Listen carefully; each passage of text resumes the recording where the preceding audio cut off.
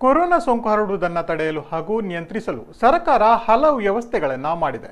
ಆದರೆ ಈ ವ್ಯವಸ್ಥೆ ಮಂಗಳೂರು ಹೊರವಲಯದ ಉಳ್ಳಾಲದ ಉಚ್ಚಿಲದ ಜನರ ಆತಂಕಕ್ಕೆ ಕಾರಣವಾಗಿದೆ. ಇಲ್ಲಿನ ಕಡಲ ಕಿನಾರೆಯಲ್ಲಿ ದೊಡ್ಡ ಗುಂಡಿಯೊಂದನ್ನು ಮಾಡಲಾಗಿದ್ದು, ಗುಂಡಿಯಲ್ಲಿ ಕೊರೋನಾ ಪೀಡಿತ ವ್ಯಕ್ತಿಗಳು ಧರಿಸಿದ ವಸ್ತ್ರಗಳನ್ನು ಹಾಗೂ ಇತರ ವಸ್ತುಗಳನ್ನು ಇದರಲ್ಲಿ ಹಾಕಿ ಮುಚ್ಚಲಾಗುತ್ತದೆ ಎಂದು ಸ್ಥಳೀಯರು ದೂರಿದ್ದಾರೆ. ಇದರಿಂದ ಸ್ಥಳೀಯರಿಗೆ ಕೊರೋನಾ ಹರಡುವ ಭೀತಿ ಎದುರಾಗಿದೆ. ಸರ್ಕಾರದಿಂದ ಬಂದ ಸೂಚನೆ ಹಿನ್ನೆಲೆಯಲ್ಲಿ ಸ್ಥಳೀಯ ಸೋಮೇಶ್ವರ ಪಂಚಾಯತ್ ಅಧಿಕಾರಿಗಳು ಈ ಗುಂಡಿಯನ್ನ ತೋಡಿದ್ದು, ಗ್ರಾಮದ ಕೆಲ ಮಂದಿ ಇದಕ್ಕೆ ತಮ್ಮ ಸಹಕಾರವನ್ನು ಕೂಡ ನೀಡಿದ್ದಾರೆ. ಕೊರೋನಾ ಪೀಡಿತರ ವಸ್ತುಗಳನ್ನು ಈ ಗುಂಡಿಯಲ್ಲಿ ಹಾಕಿ ರಾಸಾಯನಿಕಗಳನ್ನು ಸಿಂಪಡಿಸಿ ಸುಟ್ಟ ಬಳಿಕ ಗುಂಡಿಯಲ್ಲಿ ಹೂಳುವುದಕ್ಕೆ ಯಾವುದೇ ಸಮಸ್ಯೆ ಇಲ್ಲ ಎನ್ನುವ ಅಭಿಪ್ರಾಯಗಳು ಕೇಳಿ ಬರುತ್ತಿವೆಯಾದರೂ ಕೆಲವರು ಮಾತ್ರ ಈ ವ್ಯವಸ್ಥೆಗೆ ವಿರೋಧವನ್ನು ವ್ಯಕ್ತಪಡಿಸಿದ್ದಾರೆ.